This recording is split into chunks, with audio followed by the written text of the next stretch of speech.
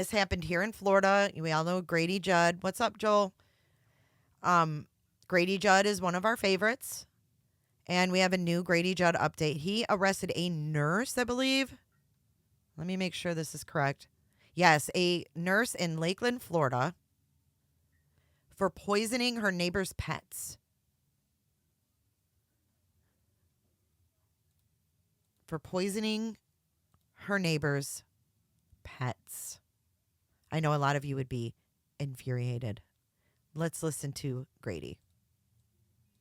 But our first in the community that may not know, we have 2 full-time people plus our ag detectives that work animal cruelty cases. And in fact, we worked 2 hoarding cases in the last 30 days. And we started this case that I'm about to talk about on August 16th. And you go, why in the world did it take so long to bring this case to a conclusion? Well, I think you'll find out in just a few minutes why it did. But let me first introduce you to our victims. There were 3 victims. And our 3 victims were Daisy. Here's a Chihuahua. She's about 4 years old, and she was pregnant with 8 puppies. There were 2 kittens, or young cats, one named Pancake and the other named Luna. And they were loved by their family. The children and all of the victims of the family are devastated because on August 16th, the 3 of these died. And they died because they were poisoned. And we arrested the person that was responsible for that. Originally, our deputies responded to a call from the owners of Daisy, and Pancake, and Luna, and we saw that one of them was in horrific distress. Others had already died, and the one that was in horrific distress died immediately. From there, our animal cruelty investigative unit was contacted, as well as our detectives from our ag unit, and the investigation began. So the question is, how much work does it take to make a case like this? Well, we leave no stone unturned. We had to send samples to the University of Florida. The University of Florida then worked with Texas A&M. Texas A&M then worked with Michigan State in order for us to determine the poison that was used, and that we had to tie the poison to the various animals back to the source. And here's what we determined. We determined that Tamisha Knighton, here's her wearing rubber gloves and carrying the poison in a styrofoam bowl. There were small chicken strips that she put, as she called it, her special seasoning on it.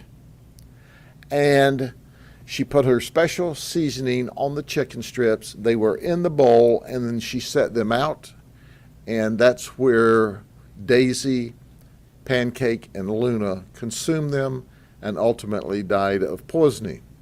Now, in a minute, why do I show you this picture from this video clip? Because she denies everything, as you can imagine, but I want to introduce you to the person that did this horrible act. This is Tamisha Knighton. She's 51 years of age. She says she's a registered nurse. The state of Florida shows that she's a registered, licensed, practical nurse. Okay?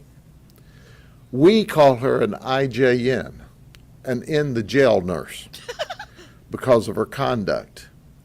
She was working for WellMed in Highland City. When we started this investigation, we had to exhume one of the cats, and we sent all the evidence away. It took from August until last week, and we thank the University of Florida, Texas A&M, and Michigan State for all working on this case so we could bring it together. They decided that the insecticide that was used in a very concentrated state that was put on the chicken strip, that happened to be the special seasoning, was folate. And this folate was put in such toxic levels that immediately it caused the death of these 3 animals. When we talked to Tamisha over this period of time, she totally lied about everything. She said, I do put chicken out to feed the neighborhood animals because I care for them. That was her excuse when we showed the photograph here. Well, why would you be wearing rubber gloves to handle food that you were just putting out because you like the animals? Right. When we ask, well, will we find any other substance in this chicken? She said, well, just my special seasoning. Well, her special seasoning was folate.